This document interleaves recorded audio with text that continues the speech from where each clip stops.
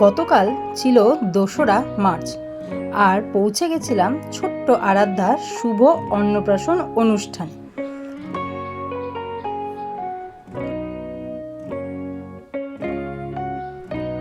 গিয়ে দেখি ম্যাডাম তো ঘুমে একদম কাল। আসলে সেইটা না, যখন ওকে ভাতু খাওয়ানো হবে তখন যাতে কান্নাকাটি না করে। না, অফিসিয়ালি কিন্তু ওর অন্নপ্রাশন হয়ে গেছে আগে, সরস্বতী পুজোর দিন।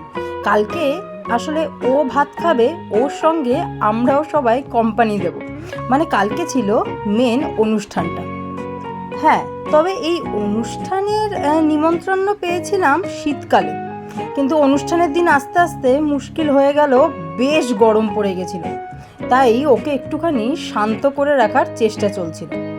আর এদিকে সমস্ত গোছগাছ করা হচ্ছিল যে যাতে ও ঘুম থেকে উঠে পড়লে সঙ্গে সঙ্গে ওকে টুক করে আগে ভাতুটা খাইয়ে দেওয়া হয়।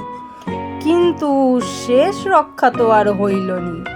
যেই ওকে সাজানো গোজানোর পালা শুরু হলো, ব্যাস ম্যাডামের কান্না শুরু। মানে ওই সাইলেন্ট কান্নার জোন থেকে শুরু করে হাই ভলিউম কান্নার জোন সমস্ত কিছুকেই অ্যাটেন্ড করে ফেলেছিল। আসলে গরমটা খুব পড়েছিল তো। আর তাছাড়াও এই অন্নপ্রাশনের দিন প্রত্যেকটা বাচ্চা বা পুচকেগুলো কাঁদবেই, এটা যেন এতে একটা ম্যান্ডেটারি স্বভাব হয়ে গেছে। দেখছেন, ঘুমিয়ে কাঁদ, আবার শুরু করে দেবে কান্না যেই ভাতটা মুখে ঢোকানো হবে। বুঝি না ওদের এই রাইস সেরিমনি বা অন্নপ্রাশন এই ওয়ার্ডটার ওপরে এত কেন রাগ। কাঁদবেই কাঁদবে, একজনকেও দেখলাম না একটু হাসি মুখে ভাতু খাবে। তাই আই হ্যাভ এ গভীর প্রশ্ন। কি প্রশ্ন? যে এই রাইস সেরিমনির বদলে যদি হতো বিরিয়ানি সেরিমনি, পোলাও সেরিমনি, তাহলে কি তোরা এরকম কান্নাকাটি করতিস? ছবি তুলতে গিয়ে অবস্থা একবার নাজেহাল হয়ে গেল, কিছুতেই পোজ দিচ্ছিলিস না।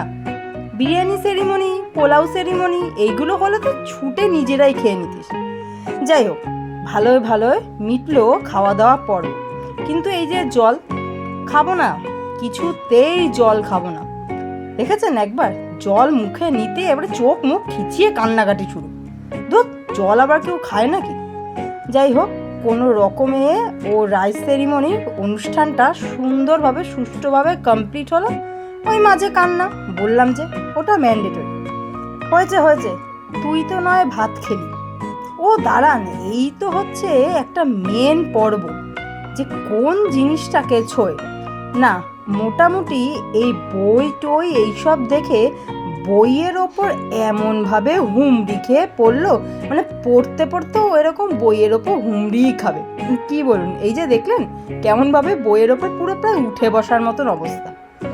তো এবার চল, তোর তো খাওয়া হলো, এবার আমরা খেতে বসি।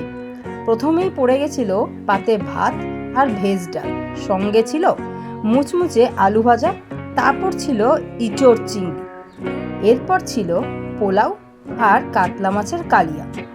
ও দাঁড়ান, যা গরম পড়েছে, এই অ্যাকোয়া ডায়মন্ডের বোতলটাই তো দেখায়নি। এটা কিন্তু সেদিনের শো স্টপার, মানে এটা না হলে অন্য কিছু খাওয়া যাচ্ছিল না, জোর গরম পড়েছিল। তারপর পোলাও থাকলেও আমি নিয়ে নিয়েছিলাম সাদা ভাত আর সঙ্গে কষা মাংস। খাওয়া দাওয়া কিন্তু খুব ভালো হয়েছিল। আর তারপর লাস্টে পাঁপড়, চাটনি, গোলাপ জামুন আর সন্দেশ। গোলাপ জামুনটাও ছিল দারুণ, খুব সফট। আর শেষ পাতে ছিল আইসক্রিম আর পাসের ভিডিওটা তুলতে ভুলে গেছিলাম। যাই হোক, পুচকি আরাধ্যা, তোর অন্নপ্রাশনে খাওয়া দাওয়া কিন্তু খুব ভালো হয়েছিল। ঠাকুরের কাছে প্রার্থনা করি তুই ভাতু খেতে খেতে আর বইয়ের ওপর এইভাবে হুমড়ি খেয়ে পড়ে ভালোভাবে পড়াশোনা করে অনেক দূর এগিয়ে চল। তোর জীবনে সমস্ত বাধা কাটুক, তোর জীবন খুব সুন্দর হোক, ভালো থাকিস। আর আজকে আপনাদের এই মিনি ব্লগটা আরাধ্যার রাইস সেরিমনি কেমন লাগলো সেটা কিন্তু অবশ্যই জানাবেন। ভালো লাগলে চ্যানেলটাকে কিন্তু সাবস্ক্রাইব করতে ভুলবেন না। আর হ্যাঁ, লাইক শেয়ার কমেন্টস কিন্তু মাস্ট। ভালো থাকুন, আবারও হাজির হব।